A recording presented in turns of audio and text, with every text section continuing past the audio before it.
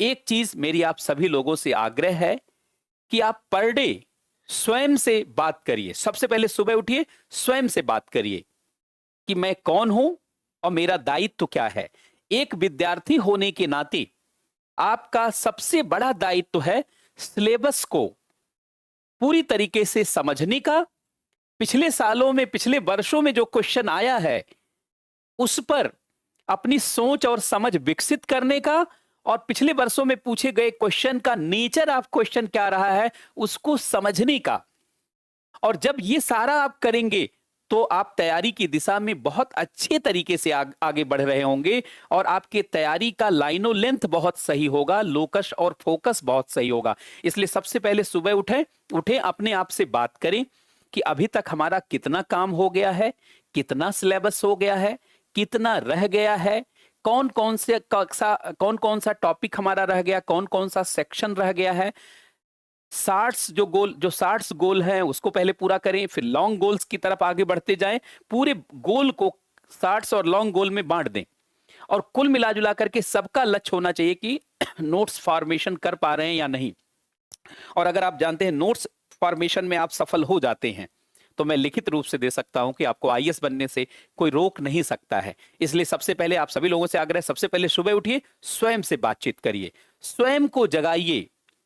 स्वयं को जगाने से ही स्वयं का रूपांतरण हो सकता है, और जिसका स्वयं का रूपांतरण हो जाता है उसके लिए कोई भी उपलब्धि बड़ी नहीं है, कोई भी संघर्ष उसके लिए बड़ा नहीं है। सारी चीजें उसके लिए आसान हो जाती हैं, सारी चुनौतियां परेशानियां नहीं लगती, सारी चुनौतियां आकर्षक अवसर दिखने लगती हैं।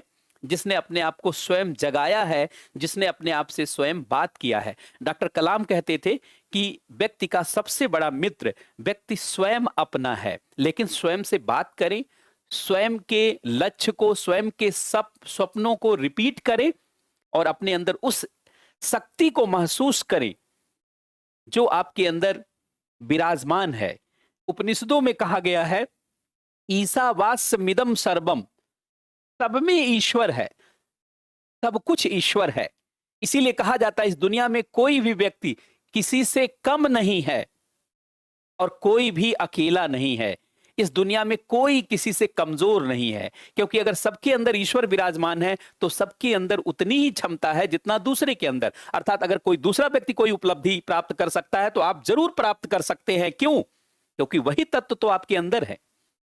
इस नाते स्वयं से बात करें, स्वयं को जागृत करें, स्वयं को रूपांतरित करें, अपने लक्ष्य को लेकर के अडिग हो जाएं और निरंतर आगे बढ़ते रहें। आपका लक्ष्य निश्चित रूप से आपको प्राप्त होगा और आप महापरिवर्तन के कारक बनेंगे।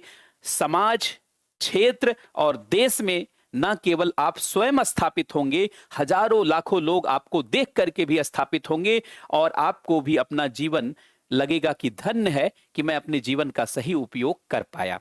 तो मेरा आप सभी लोगों से आग्रह रहेगा कि आप जरूर अपने आप को हमेशा मोटिवेटेड रखें, अपने स्वप्न को हमेशा याद रखें, अपने आप को जागृत रखें और हमेशा उत्साह और उमंग के साथ काम करें।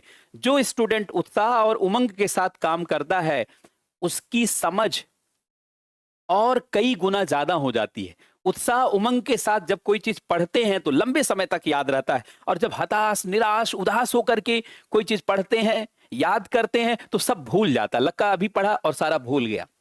इसलिए ऐसा ना करें। अपने आप में उत्साह, उमंग ये सब निवेश के समान है।